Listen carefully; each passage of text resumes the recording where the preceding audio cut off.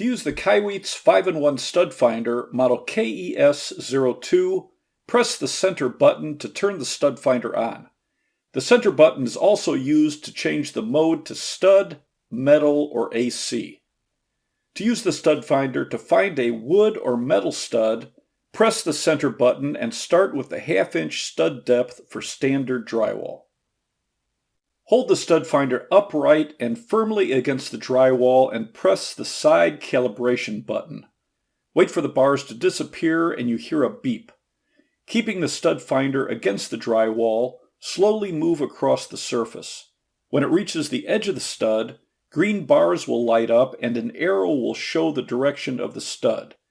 Keep moving until the red bar appears, the center icon lights up, and you get a beep.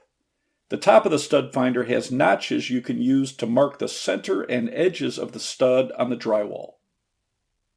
After you calibrate the stud finder and move it, if CAL appears on the screen and you get a buzzer sound, you started over a stud. Move the stud finder a couple of inches from where you calibrated it originally and recalibrate. Then move across the drywall. For the metal and AC mode, you can calibrate in the air off of the drywall.